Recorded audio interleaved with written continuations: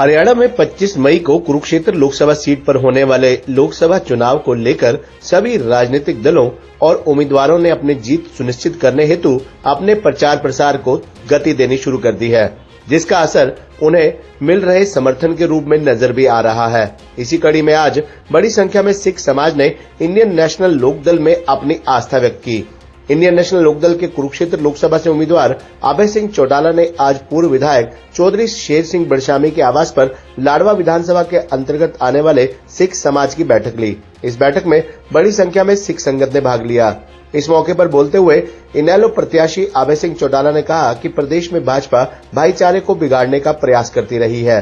कभी यहां से राजकुमार सैनी जैसे नेता को सांसद बनाकर और कभी किसान आंदोलन में शामिल सिखों और किसानों को आतंकवादी और खालिस्तानी कहकर सरकार किसानों को बदनाम करती रही है। इस मौके पर अभय सिंह चौटाला ने कहा कि भाजपा और आम आदमी पार्टी का उम्मीदवार बाहर से आकर कुरुक्षेत्र की जनता को अपनी बातों में बहकाने की कोशिश करेंगे, लेकिन हरियाणा का किसान अब आम आदमी पार्टी और कांग्रेस भाजपा की हकीकत जान चुका है। अब किसान उनकी बातों में आने वाले नहीं। उन्होंने चौटाला परिवार और बादल परिवार के संबंधों का जिक्र करते हुए कहा कि उनके नामांकन के दिन सुखबीर बादल भी भाग लेंगे। सिख समाज की इस बड़ी बैठक में पूर्व विधायक चौधरी शेर सिंह बड़शामी ने कहा कि कुरुक्षेत्र लोकसभा की जनता अभय चौटाला को अनुरोध करके कुरुक्षेत्र लोकसभा सीट पर चुनाव लड़वाने के लिए लाई है। अब हमारी जिम्मेदारी बनती है कि हम उन्हें यहां से भारी मतों से जितवाकर लोकसभा में भेजें।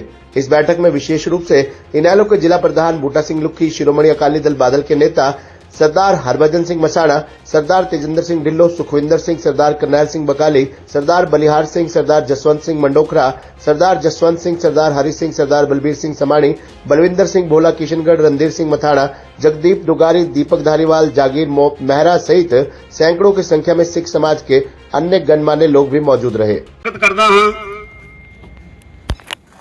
कि आपां बहुत वड्डी गिणती विच इस अपने लोक सभा के इलैक्शन नूं ठीक है काम दे दिन अपने बहुत आ, पर फिर भी आपां सारे ही काम धंधे एक पासे रख के इस इलैक्शन नूं अपनी जिम्मेवारी नाल सारिਆਂ ने जितण की कोशिश करनी है। कौम ने हमेशा ही अपना जिहड़ा पिछला विरसा है उन्होंने कायम रखिया। उन्होंने रखते हुए असी जिस तरह अकाली दल है और लोक दल है एको ही परिवार है ते एको ही परिवार मनते हुए हमेशा असी तन मन धन दे नाल हमेशा जिहड़ा भी लोक दल का कैंडीडेट आया उन्होंने वोटां पाईआं ने। अज विच साडे बहुत ही सत्कारयोग अभय सिंह जी साडे इत्थों प्रत्याशी ने।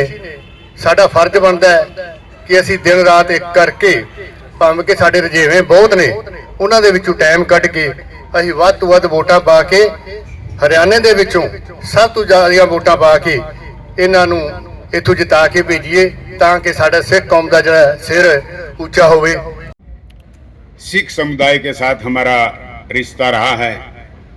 समय समय पे कई तरह के समाज के अंदर ऐसे अवसर भी आए कि आपस में भाईचारा बिगाड़ने का प्रयास किया जाए, लेकिन साथियों मैं आपको बधाई देता हूं कि आपने कभी भी आपसी भाईचारा नहीं बिगड़ने दिया और इस तरह के काम सदैव सरकारें कराती हैं। पिछले बार एक नेता जो सैनी बरादरी से ताल्लुक रखते थे उसको आप लोगों के बीच में भेज दिया कि लोगों का भाईचारा बिगाड़े, लेकिन उसके बावजूद भी आप सभी ने और हमने बड़े संयम से काम लिया और कोई इस पूरे क्षेत्र के अंदर कहीं भी किसी तरह का तनाव नहीं होने दिया। तो साथियों मैं आपको इसी चीज की बधाई देता हूं और आज दो शब्द मैं भाई अभय सिंह चौटाला जी के बारे में भी आपको बताना चाहूंगा। भविष्य में हरियाणा हिंदुस्तान के अंदर लोकसभा के चुनाव संपन्न होने जा रहे हैं। अब भिन्न भिन्न राजनीतिक दलों के नेता आप लोगों के बीच में आएंगे और अपने अपने प्रत्याशी के पक्ष में दलीलें पेश करेंगे और आपसे वोट मांगने का प्रयास करेंगे। तो दोस्तों हम सब भी आज यहाँ इकट्ठे हुए हैं भाई अभय सिंह चौटाला जी के समर्थन में। वोटें मांगें, अपने प्रयास करें, लोगों को समझाएं। तो साथियों आपके सामने है कि आज लोकसभा के अंदर भाई अभय सिंह चौटाला जी हैं और दो ऐसे प्रत्याशी आए हैं जो दिल्ली से चल के आए हैं। मैं ये कहूँगा कि बहुत बड़े व्यापारी हैं जिनका इस इलाके से कोई ताल्लुक मेरे को तो लगता नहीं। यदि आपका कोई परिचय हो तो आप मेरे को बताएं हाथ खड़े करके कि मैं इन प्रत्याशियों को जानता हूं जो भारतीय जनता पार्टी के हैं और आप पार्टी के हैं। मेरे हिसाब से आप किसी का भी कोई रिश्ता और ना कोई किसी तरह की आदत व्यवहार त्योहार कोई भी हमारा उनसे लेना देना नहीं है। वो तो केवल 25 तारीख तक आप लोगों के बीच में रहेंगे, उसके बाद वो किसी को भी दिखाई नहीं देंगे। आपकी लड़ाई लड़ने वाला जो सदा भी लड़ी है और आगे भी लड़ेंगे वो केवल अभय सिंह चौटाला जी है। यदि आप तुलनात्मक दृष्टि से भी देखें, इनके दादा चौधरी देवीलाल जी जब 14 वर्ष की उम्र में थे, अंग्रेजों से लड़ाई लड़ रहे थे देश की स्वतंत्रता के लिए, तो 14 वर्ष की उम्र में उनको जेल भेज दिया गया था। उसके बाद वो निरंतर राजनीति की सीढ़ियां चढ़ते रहे, 3 बार हरियाणा प्रदेश के मुख्यमंत्री बने और इस देश के अंदर उप प्रधानमंत्री के पद पे भी रहे। और उसके बाद इनके पिताश्री भी 3 बार हरियाणा प्रदेश के मुख्यमंत्री रहे और 5वीं बार हरियाणा प्रदेश की विधानसभा का सदस्य भाई अभय सिंह चौटाला जी है। तो दोस्तों, जिस आदमी का इतना राजनीतिक इतिहास हो और उसके बारे में कोई व्यक्ति इन पे भी छींटा कसी करे, आपके प्रत्याशी यहाँ से जो लोकसभा के सुशील गुप्ता जी, उन्होंने कहा कि अभय सिंह तो वोट काटने के लिए आया। अरे भले आदमी तेरे से पूछे कि तेरा क्या राजनीतिक इतिहास है। इन लोगों का तो सदा संबंध रहा है हरियाणा प्रदेश से और इस देश से, जिन्होंने 50 साल तक लड़ाई लड़ी है, लोगों के कल्याण के लिए, लोगों के लिए संघर्ष किया है। विशेष तौर से ग्रामीणांचल में बसने वाले 36 बरादरी के लोगों के लिए लड़ाई लड़ी। और आपको अपनी औकात को देखते हुए दूसरे पे छींटा कसी करनी चाहिए। मैं ये कहूँगा कि वो स्वयं वोट काटने वाला है जो इतने बड़े व्यक्ति के ऊपर एक इस तरह के लांछन लाने का प्रयास कर रहा है। तो लोगों, आपने इन सारी बातों को समझना है। एक बात से आपको और अवगत कराना चाहता हूं कि 2 साल पहले हिंदुस्तान के अंदर किसानों ने एक आंदोलन किया था। किसानों के खिलाफ 3 काले कानून केंद्र की सरकार ने बनाने का काम किया था। विशेष तौर से पंजाब के किसान की अग्रणीय भूमिका रही और सिख समुदाय के लोगों की भी अग्रणीय भूमिका रही उस आंदोलन में। मैं ये कहूँगा कि सिख समुदाय के लोगों ने ही उस आंदोलन को लीड करने का काम किया, अग्रणीय भूमिका निभाई। और निरंतर जब किसान लड़ाई कर रहा था, जूझ रहा था, निरंतर किसान मर रहे थे, कोई भी राजनीतिक दल आगे नहीं आया, किसी ने भी कदम नहीं बढ़ाया कि किसानों का समर्थन किया जाए। पहला व्यक्ति अभय सिंह चौटाला जी थे जो किसान आंदोलन के अंदर कूद पड़े, जिन्होंने स्वयं वहां बैठ करके आर्थिक तौर पे भी मदद की और लोगों को भी हरियाणा से भेजने का काम किया। अंत में यहां तक की स्थिति आ गई कि अभय सिंह चौटाला जी ने अपने पद को भी त्यागना पड़ा, विधायकी से इस्तीफा दिया। दोस्तों, मैं आपको बताना चाहता हूं कि गांव के पंच को भी यदि आप कहेंगे कि भाई तू यदि पंची से इस्तीफा दे दे तो गांव का कल्याण हो जाएगा, लेकिन वो कल्याण की तरफ नहीं चलेगा, वो अपनी पंची को देखेगा, उस पंची से भी इस्तीफा नहीं देगा।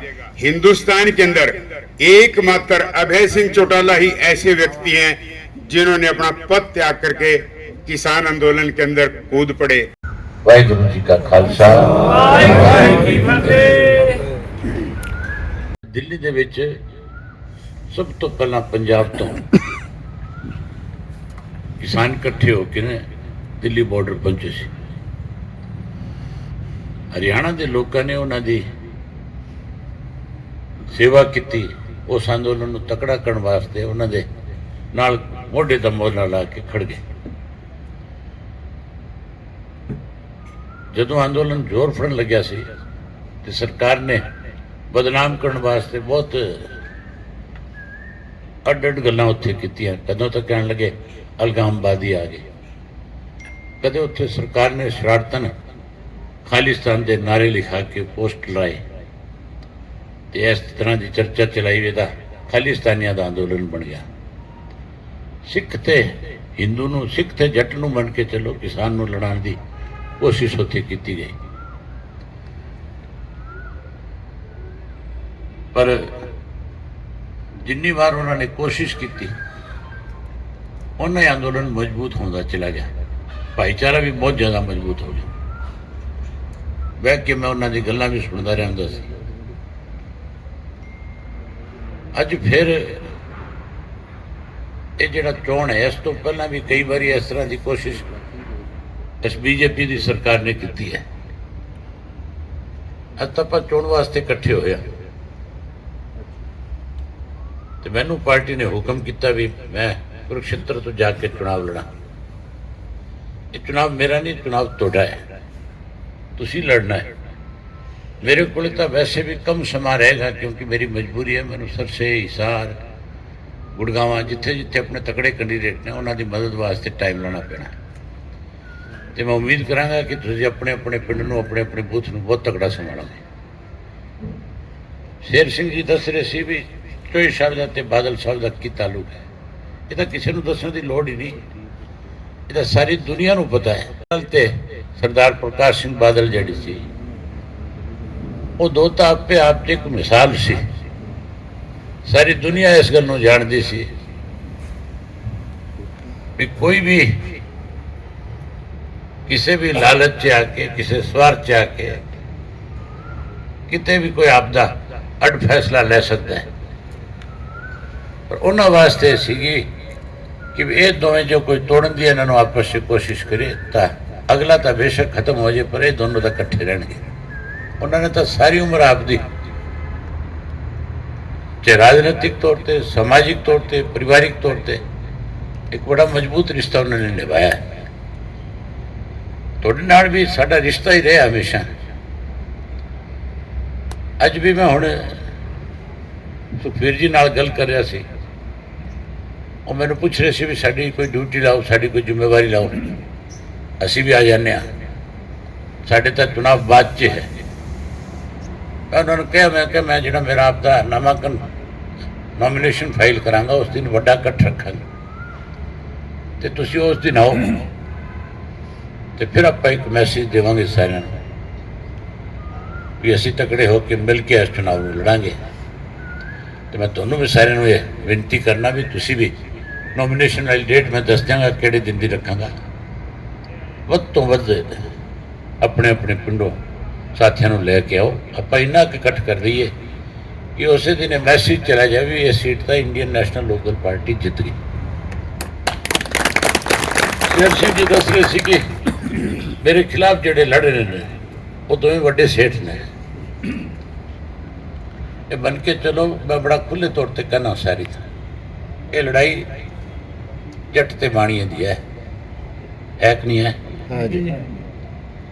ਜਿਨ੍ਹਾਂ ਦੇ 60,000 ਵੋਟ ਨੇ ਉਹ ਕਹਿੰਦੇ ਆ ਅਵੇ ਸਿੰਘ ਵੋਟ ਕੱਟਣ ਵਾਸਤੇ ਆ ਗਿਆ। ਆਪਣੇ ਕਿੰਨੇ ਵੋਟ ਨੇ? 6 ਲੱਖ। ਤੁਸੀਂ 5 ਲੱਖ ਮੰਨ ਲਿਓ, ਕੋਈ 5.5 ਕਹਿੰਦਾ ਹੈ, ਕੋਈ 6 ਕਹਿੰਦਾ ਹੈ। 6 ਲੱਖ ਤੋਂ ਵੀ ਜ਼ਿਆਦਾ ਨੇ। ਜੇ ਤੁਸੀਂ ਆਪਣੇ ਨਾਲ ਇੱਕ ਵੋਟ ਹੋਰ ਜੋੜ ਲਓਗੇ ਤੇ ਟੋਟਲ ਤਾਂ 20 ਲੱਖ ਹੀ ਵੋਟ ਹੈ। ਫਿਰ ਕੋਈ ਹਰਾ ਲੇਗਾ ਕਿ ਆਪਾਂ ਨੂੰ? 6 ਤੇ 12 ਹੋ ਜਾਣਗੇ ਕਿ ਨਹੀਂ ਹੋ ਜਾਣਗੇ? ਉਹ 60,000 ਵਾਲੇ ਕਹਿੰਦੇ ਅਸੀਂ ਜਿੱਤ ਕੇ ਜਾਵਾਂਗੇ। ਜੇ ਉਹ ਜਿੱਤ ਕੇ ਚਲੇ ਗਏ ਤਾਂ ਫਿਰ ਤੇ ਮੰਨ ਕੇ ਚੱਲੋ ਆਪਣੀ ਕੌਮ ਤੇ ਕਲੰਕ ਹੋ ਜਾਏਗਾ, ਇੱਕ ਤਰ੍ਹਾਂ ਤੋਂ ਹੋ ਜਾਏਗਾ ਕਿ ਨਹੀਂ ਹੋ ਜਾਏਗਾ? ਬਸ ਤੈ ਚੁਣਾਵ ਨੂੰ ਆਪਣਾ ਸਮਝ ਕੇ ਲੜੋ, ਤਕੜੇ ਹੋ ਕੇ ਲੜੋ। ਮੈਂ ਤਾਂ ਤੁਹਾਨੂੰ ਇਹ ਨਿਵੇਦਨ ਕਰਨਾ ਹੈ, ਤੁਸੀਂ ਨੋਮੀਨੇਸ਼ਨ ਵਾਲੇ ਦਿਨ ਵੀ ਜ਼ਿਆਦਾ ਤੋਂ ਜ਼ਿਆਦਾ ਆਇਓ। ਮੈਂ ਹੁਣ ਗੁਰਦੁਆਰਾ ਸਾਹਿਬ ਜਾਣਾ ਹੈ, ਮੱਥਾ ਟੇਕਣ ਇੱਕ ਵਾਰੀ, ਉੱਥੋਂ ਫਿਰ ਅੱਗੇ ਪਿੰਡਾਂ ਦੇ ਪ੍ਰੋਗਰਾਮ ਉੱਥੇ ਜਾ ਰਿਹਾ, ਲੇਟ ਹੋ ਰਿਹਾ।